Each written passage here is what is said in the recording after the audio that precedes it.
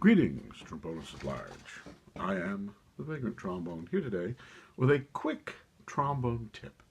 I decided to start trying to do these kinds of quick trombone tips because I've been thinking about doing my next video on the third most important mute you will ever own.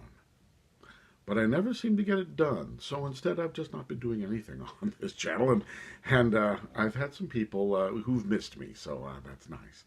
And I just thought I would come back and start a series where I can just do a quick trombone tip.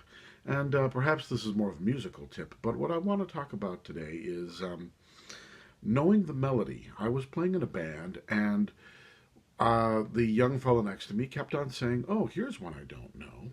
Okay, well, these were all very popular songs from the 30s and 40s that we were playing. And he had a couple of solos. And the thing I noticed about his solo was some of the solos were pretty good. But that was only a happy accident. He was listening to the song and he knew emotively what to do. And so it worked out. But what surprised me was between the rehearsal and the gig, he didn't bother to learn any of those songs. He didn't look any of them up. He didn't try to find them. In this day and age where we've got YouTube and Spotify and all these great resources to be able to find music, there's no excuse for you to go and sit in a gig, do a rehearsal, come back for the gig, and still not know the music.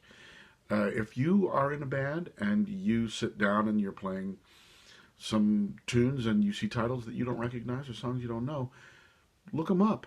Go ahead and take that time to do that, because especially if you're going to have a solo, because if you're soloing on a piece of music, it's really important that you know emotively what to do with your solo so that it's appropriate.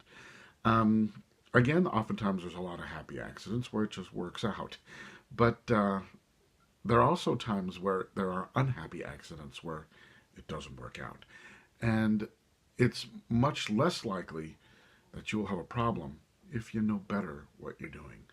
So in this day and age, when there are so many easy ways to get at a piece of music, look it up. You don't have to memorize the changes. You don't have to know every word of the lyric, but it is a good idea to be familiar with the harmonic idea, to at least be able to identify parts of the melody. And if there are lyrics, it's a great idea to know emotionally what those lyrics are about, to even know a line or two, because when you're playing for a crowd of people, dancers, or an older audience, you're always going to get a better response if you are supporting their memory of how that song goes, instead of trying to reinvent it on the fly. So the tip